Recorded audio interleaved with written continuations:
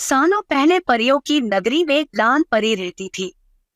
कुछ दिनों बाद महल में एक जश्न मनाने के लिए सब तैयार हो गई। तभी किसी बात पर रानी परी ने लाल परी को महल से बाहर निकल जाने का आदेश दे दिया।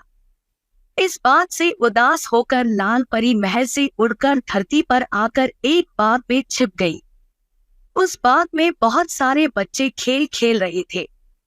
लाल परी छिपकर उन बच्चों का खेल देखने लगी और उन बच्चों को हंसता खेलता देखकर वह अपना दुख भी भूल गई।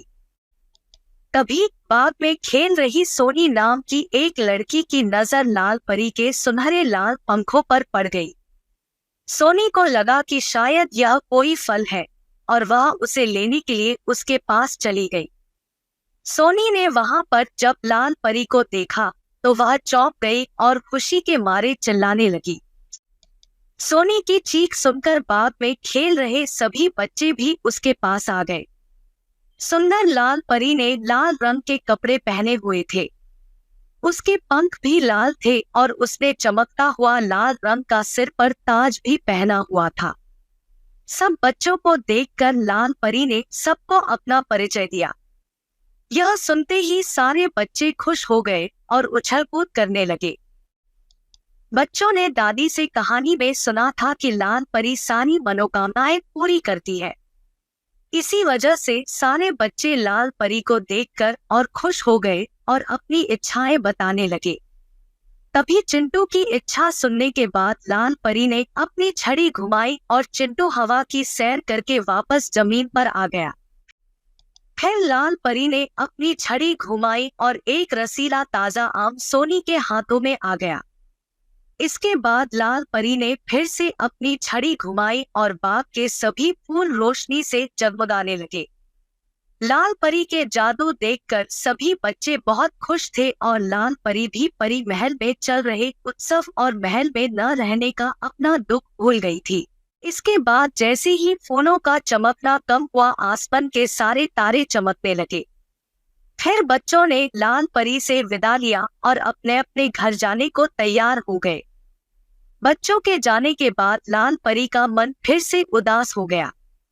लाल परी को उदास देखकर सोनी से रहा न गया, तो उसने उससे उसकी उदासी का कारण पूछ लिया। लाल परी ने सोनी को रानी परी की सारी बात बता दी। यह सुनने के बाद सोनी ने कहा, आपने कोई शरारती हरकत की होगी, तभी रानी परी ने ऐसी सजा दी है।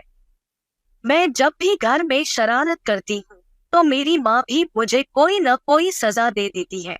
सफाई देते हुए लाल परी ने कहा, नहीं, मैंने कोई शरारत नहीं की थी। लाल परी की सफाई सुनकर मुस्कुराते हुए सोनी ने फिर से कहा, कुछ तो शरारत की ही होगी। इतना सुनते ही लाल परी ने अपनी छड़ी और नजरें सोनी से चुरा ली। नजरें नीचे करते हुए लाल परी ने कहा, हाँ, मैंने एक शरारत की थी। नोटो बौना सीढ़ी पर खड़ा होकर परी महल के सबसे ऊंची घड़ी की सफाई कर रहा था। मैंने सीढ़ी को हिला दिया था। डर के मारे वह घड़ी की सुई पकड़कर उसी पर लटक गया और परी महल के सबसे बड़ी घड़ी की सुई टूट गई। उस घड़ी की सुई टूटने के कारण घड़ी रुक गई और परी लोक में सब रुक गया था।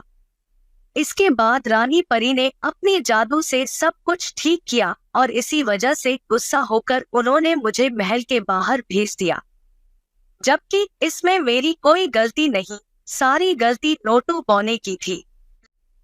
लाल परी की बात सुनकर सोनी ने कहा, मेरी माँ कहती है कि अगर हम अनजान होकर कोई गलती करते हैं तो उसके लिए माफ किया जा सकता है, लेकिन अगर जानबूझकर कोई गलती की जाए तो उसके लिए सजा देनी चाहिए। तो अब आप ये बताओ कि क्या आपने उस सीढ़ी को जानबूझकर हिलाया था या गलती से? लाल परी ने बहुत ही धीमी आवाज में कहा, जानबूझकर। क्या अगर मैं अब रानी परी से अपनी इस गलती के लिए माफी मांगूं तो क्या वो मुझे माफ करेगी? सोनी ने कहा, हाँ बिल्कुल, मेरी माँ ने यह भी बताया है कि अगर कोई कार्य सच्चे मन से किया जाए तो वह जरूर सफल होता है। इसके बाद लाल परी ने सोनी से कहा कि वह उसकी तरफ से उसकी माँ को धन्यवाद दे और अपनी जादुई छड़ी घुमाकर अगले ही पल में सोनी को उसके घर पहुंचा दिया। सोनी की माँ के विचारों को सुनने के बाद लाल परी ने अपने में ठान लिया कि अब वह परी लोक की सबसे अच्छी परी बनेगी। इसके बाद उसने अपने दोनों पंख फैलाए और आसमान की तरफ उड़ चली रानी परी से अपनी गलती के लिए माफी मांगने के लिए। फिर परीलोक पहुंचकर उसने सच्चे मन से अपनी गलती मानकर रानी परी से माफी मांगी और उन्होंने भी उसे माफ कर दिया।